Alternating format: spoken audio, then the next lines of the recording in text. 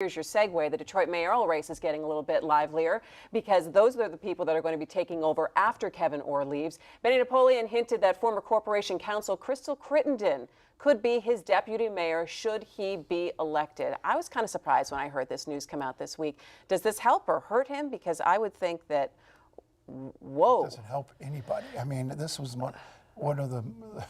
I mean, Benny's been running a bizarre campaign since the primary. And she hasn't said that she would actually do it yet, but she's endorsed him. She endorsed him this week. I mean, Benny's been running an absolutely dismal campaign since the primary. He was on the ticket with a nutball once before when he ran. Power of two, part two.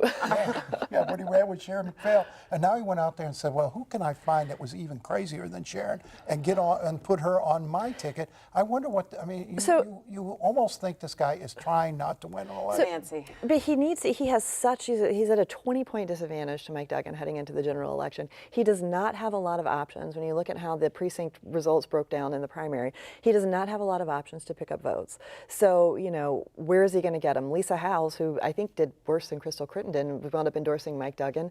You know, he can't go there. He's got very few places where he can try to pick up votes. Yeah, but if he's going to people are looking for leadership in this election, and you say, well, me alone is not good enough, so I'm going to take somebody else who, by the way, you already rejected, and add it to my. He's got to run on his own. I ain't saying it's a good idea, Nolan. I'm just saying he doesn't have a lot of options. He doesn't, but I mean, you're taking a 20-point.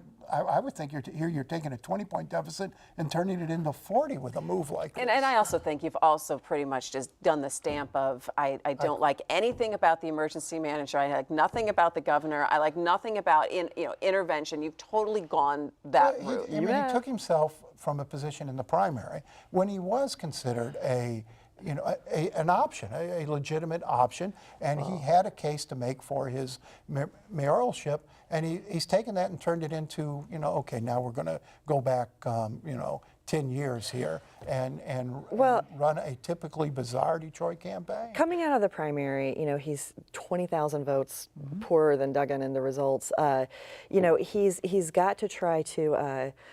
He had to try to tell a better story about why he should be mayor, or he had to try to get more voters to the polls. But he had to get more voters to the polls who like him more than Duggan. So it's a very challenging path he had to walk here because I don't really see a lot of options for him to get there. Like he just turned around. And, I mean, it does, but he's if it's a change election, if Duggan is getting all of these people excited about change, and that's what you're hearing. Well, people are responding to Duggan's message of change, and Benny's going to say, well, I'm going to respond to that by saying, we change nothing. I'm going to go with a candidate who thought the status quo was just fine. So there's going to be 2 debates. Are they going to make any difference, Nancy? Probably not. I don't think anyone's really up in the air on this. I don't Pretty much done. I don't think a debate's going to move. I think a debate rarely moves anything anyway, unless somebody just flops. Well, unless you have a couple of unless there's a moment of unless sorts. somebody just flops or it's a close race and there's a lot of people. I mean, this race has never been close. It doesn't appear, and you see no evidence of a Napoleon campaign really until this week when he did this boneheaded move. All right. Well, let me ask you real quick before we leave this. Where are we with Belle Isle?